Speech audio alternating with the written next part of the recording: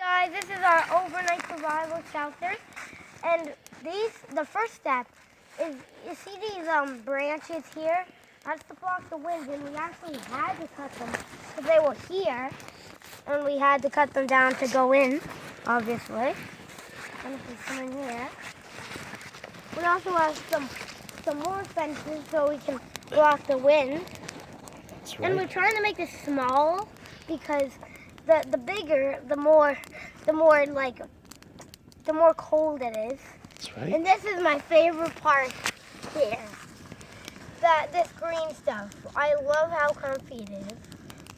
And yeah. Yeah, and that keeps you nice and warm off the ground, right? It's off the ground. All right, so I'm going to give this to you and then I'll talk a little more for us. Okay, so guys, first thing we're going to talk about site selection. Down here is the river, and cold air always settles down in the lowest part. So the sink or the heat sink or whatever would be down here, that a lot of the cold air would settle. And so we came up on this little rise in order to do our shelter. And then we'll go this way. You can see we got lots of dead wood around that we can use, and lower branches on trees and stuff. Okay, you can pause there for a sec. Okay, so we tried to do this, guys, for somebody who happened to be out and got lost and had maybe no tools, minimal tools or no tools with them in order to help them build kind of a shelter. So we chose a tree in order to have some cover overhead. We have this really large fir tree here. And that way, if we were out here on a stormy, windy night, we have a natural shelter with a natural kind of roof over top of it. It's not going to stop rain, but we don't really get rain this time of year, so it wouldn't be a concern. And then you come in this way. Yep. I also forgot to talk about the snow walls that we made. Yeah, so the first thing we had to do was we came in and we had to cut a couple limbs or break them off from the trunk of the tree in order that we had room just to get in here. So we snapped some limbs off in here. Okay. And my dad promised us that he would do an overnight sleep in here. We're both going to have to do that. No, I'm going to my mom's today. I'm going to my mom's today. Right. We're not doing that. All right, you go back a little, bud. Okay, so after we had the limbs out of our way that we could crawl in here, we took the snow and we pushed it back to either side to start our little walls on either side, which are going to be a windbreak. After that, we started cutting trees down, and we take the green stuff off of anything that we cut or branches that we break off, and we put it here on the floor to get you up off the ground. And then we take the woody parts and stuff that are left over and we start sliding them in for a windbreak on either side, okay? And we have a little fire here. Yeah, then we put our fire out here so that it's close to us. And we also, if you look here... Moment of silence. Wow.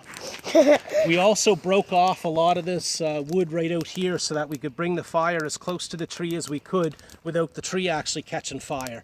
So this gave us the first little bit of firewood and greenery that we have in underneath our thing. And then after that, we just went around through the woods here. Yeah, and like mostly down there.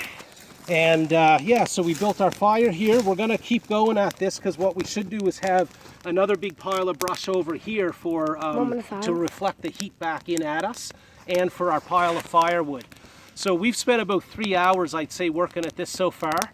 And if we kept going gathering firewood, we would end up with a whole lot more green under here.